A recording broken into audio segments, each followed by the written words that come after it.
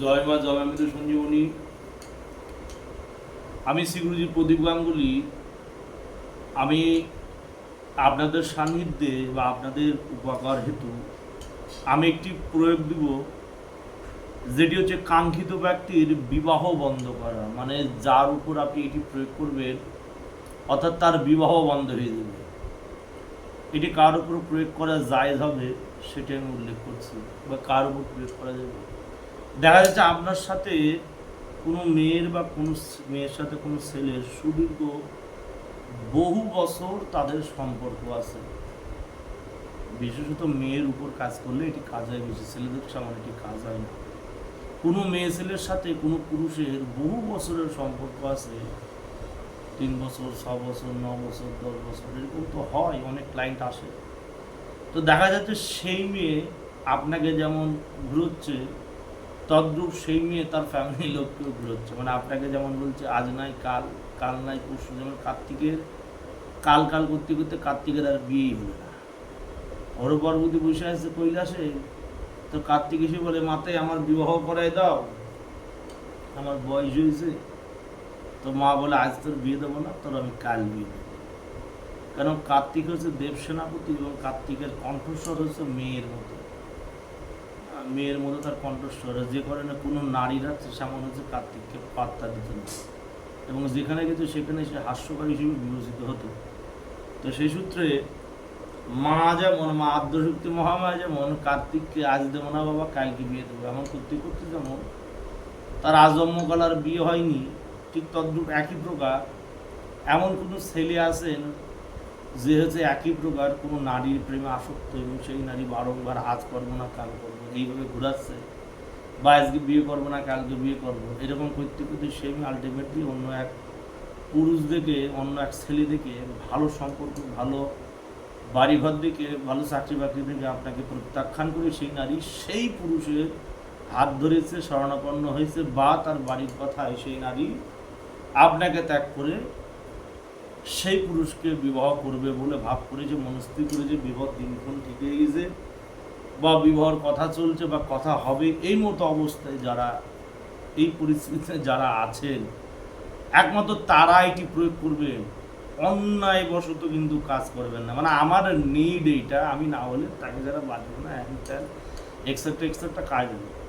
এমন না যে কারোর উপর শয়তানি করে, ধরেন অমুকের মেয়ে সুন্দর দেখতে, হ্যান ত্যান, আমার ছেলের সাথে অমুকের মেয়ের বিয়ে দেবো, অমুকের ফ্যামিলির লোক মানতে চায় না, অমুকের লোক ফ্যামিলির লোক সেই মেয়ের অন্য জায়গায় বিয়ে ঠিক করে দিয়েছে। এবার আপনি আমার কাছে আইছেন বা কোনো গুণীর কাছে গেছেন, সেই গুণীর কাছে যে বলছেন সেই মেয়ের বিয়ে আটকাতে হবে, আমার ছেলের সাথে বিয়ে দিতে হবে, এরকম করে একটা আক্রোশের বসে, বা এই ধরনের আক্রোশের বসে, বা এই ধরনের হচ্ছে গিয়ে প্রতিশোধ নেওয়ার দৃষ্টিভঙ্গিতে এই ধরনের ক্রিয়া করবেন না একদম। এই ধরনের ক্রিয়া খুব মারাত্মক ক্রিয়া, এই ধরনের ক্রিয়া একদম খুব পাওয়ারফুল এবং সেন্সিটিভ।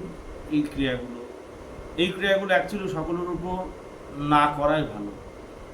আমি প্রথমে যে হচ্ছে রিজনটি বলেছিলাম, সেই ক্ষেত্রে যদি কাজ করেন তাহলে এটি 100% আপনার রেজাল্ট পাবেন। কি তার সাথে আপনার সম্পর্ক আছে, সে বারংবার আপনাকে ঘোরাচ্ছে, বা তাই সম্পর্কের মধ্যে তৃতীয় ব্যক্তি ঢুকে গেছে, সেই তৃতীয় ব্যক্তি বারংবার সেই মেয়েকে ঘোরাচ্ছে, সেই মেয়েকে বিয়ে করতে যাচ্ছে। হ্যাঁ, কিন্তু আপনার সেখানে ইম্পর্টেন্সই কমে গেছে এই ব্যাপারে। এই ক্ষেত্রে আপনি কি করবেন, সেই মেয়ের বিবাহ বন্ধ করে দিতে পারবেন। সেই মেয়ের জীবনেও সেই নারীর বিয়ে হবে না, মানে সেই মেয়ে ছেলের আর জীবনে ইন্তাকালে বিয়ে হবে না। আপনি যতক্ষণ না পর্যন্ত সেই গিটটা করবেন ততক্ষণ তার বিয়ে হবে না। কী করতে হবে, শনিবার মঙ্গলবার যার বিয়ে বন্ধ করতে চান তার মাথার আপনি 3খানা চুল নিয়ে আসতে হবে। যারা যারা প্রেম করছে বাবা তাদের বলে দিচ্ছি, প্রেমিকার মাথার চুল সংগ্রহ করে রাখবা, প্রেমিকার মেয়ে ছেলের মাথার চুল সংগ্রহ করে রাখবা। সেই মেয়ে ছেলের জীবনে তো আমাদের ধোকা দিতে পারবে না। আমি যে ক্রিয়াটুকু দিয়ে দেবো, ওই ক্রিয়াটুকু যদি তোমরা করতে পারো, সেই মেয়ে ছেলে যদি মাথার মাত্র 3খানা চুল সংগ্রহ করে দিতে পারো, সেই মেয়ের জীবনে কারোর সাথে বিয়ে হবে না, যতক্ষণ তুমি সেই গিটটা না করবা বা সেটা পুরায় না দিবা। কী করতে হবে, সেই মেয়ের মাথার 3টি চুল লাগবে, এবং একটি মন্ত্র আছে, সেই মন্ত্র দিয়ে একবার পাঠ করে একটি ফু এবং একটি গিট, আবার একবার পাঠ করে একটি ফু একটি গিট, এইভাবে 11বার মন্ত্র করে 11খানা গিট মারবেন। মেরে সোজা চলে যাবেন শ্মশানে। শনিবার রাত্রি 11টার পরে কাজ করতে হবে, দিনে কাজ করলে কিন্তু হবে না। এবং যখন গিটটা মারবেন শরীরে কিন্তু কোনো বস্ত্র থাকবে না, বিবস্ত্র হয়েই গিট মারতে হবে। তার আগে মন্ত্রটি মুখস্থ করে নেবেন।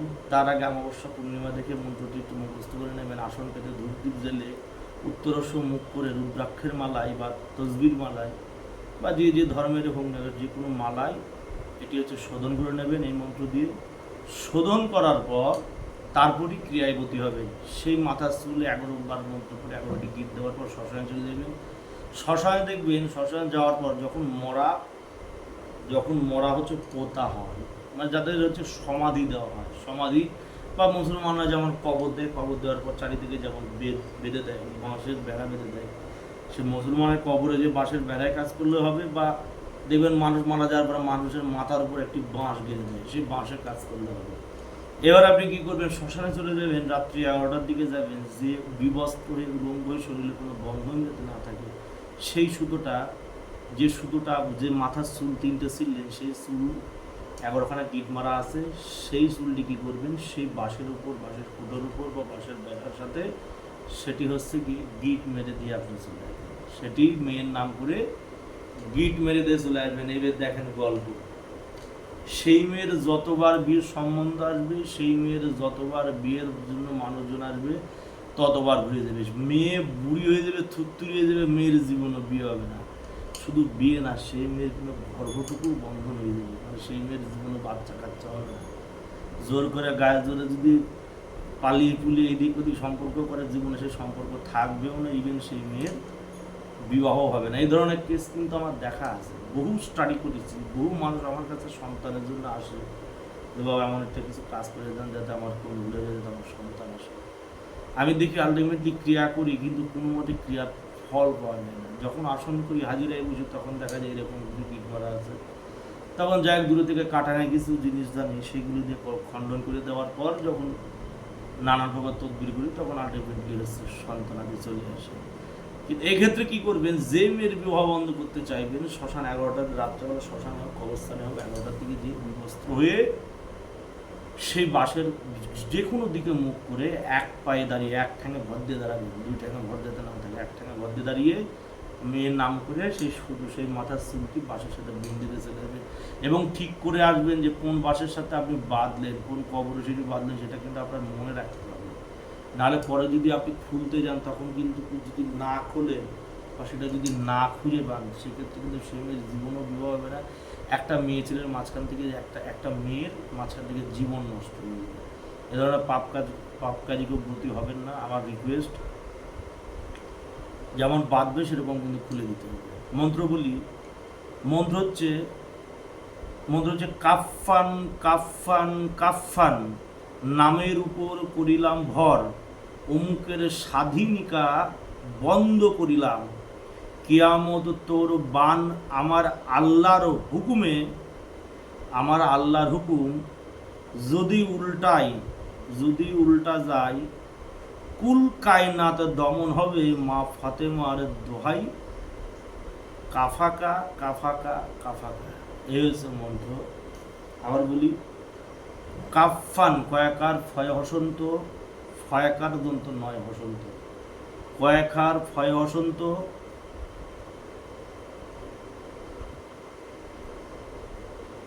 কাফফান কয়াকার ফয়াকার দন্ত নয় হসন্ত, কয়াকার ফ নিচে হসন্ত, ফয়াকার দন্ত নয় হসন্ত, কাফফান কাফফান কাফফান 4 বার, কাফফান কাফফান কাফফান কাফফান, নামের উপর করিলাম ভর, অমুকের স্বাধীনিকা বন্ধ করিলাম, অমুকের মানে মেয়ের নাম, অমুকের স্বাধীনিকা বন্ধ করিলাম, কিয়ামত তোর বাণী আমার আল্লাহর হুকুমে যদি উল্টায় যায়, কুল কায়নাত দমন হবে, মা ফাতেমার দোহাই কাফাকা কাফাকা কাফাকা, মানে 3 বার দোহাই দিতে হবে, দোহাই কাফাকা দোহাই কাফাকা দোহাই কাফাকা। হ্যাঁ, ফাতেমার দোহাই কাফাকা দোহাই কাফাকা দোহাই কাফাকা, এই 3 বার বলতে হবে। বলার পর সেই চুলের উপর মন্ত্র বলবেন, 11টা গিট মারবেন। মারার পর সেই মরা যে বাঁশগাড়া আছে বা যে বেড়া দেওয়া আছে সেইটার সাথে গিট মেরে দিয়ে অবসর দিন এক পায়ে দাঁড়ায়, শনি মঙ্গলবারের দিন শনিবারে কাজ করে এক পায়ে দাঁড়ায় কাজ করে একজন কাজে যায়।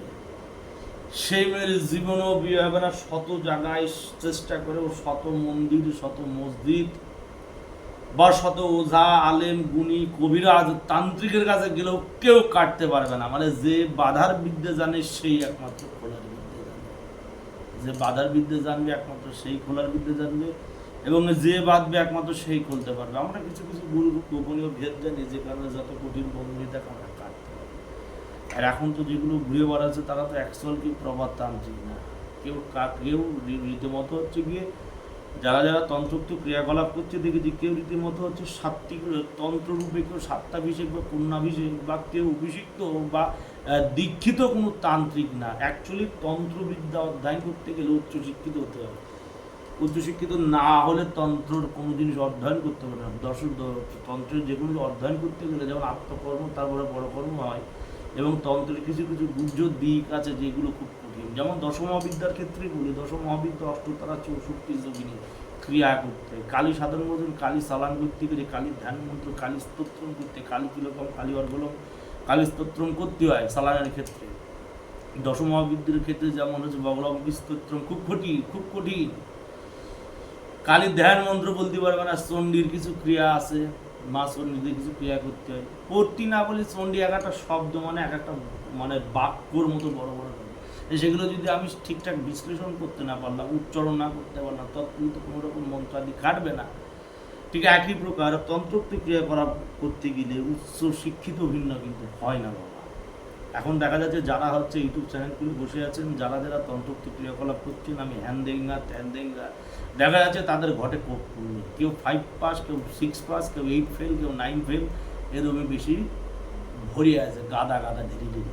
এবং যারা তার মধ্যে কিছু উচ্চ, তার মধ্যে যেগুলো যে ভেড়ার মধ্যে মেরা যারা বলে, তাদের মধ্যে যারা কিছু আছে, যারা তন্ত্রোক্ত ক্রিয়াকলাপ করছে, শিক্ষিত না, তারা বিশেষ কোনো মন্ত্রাদি লিখতে পারে না, তারা কি স্মরণ শক্তি, যেমন বেদের অপর নাম হচ্ছে শ্রুতি।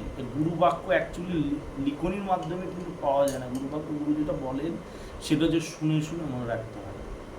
আমার বহু গুরু আছে, 247 খানে আমি শিক্ষাগুলো ধরেছি, সেইখানে সেসব গুরুরা আমাকে যা যা দিয়েছে সেখানে কিন্তু আমাকে লিপিবদ্ধ করতে দিত না। আমাকে বলতে যেটা বলছি সেটা শুনে যায়, খালি শুনে যায়, খালি সেইভাবে শুনে শুনে বহু জিনিস মনে রেখেছি।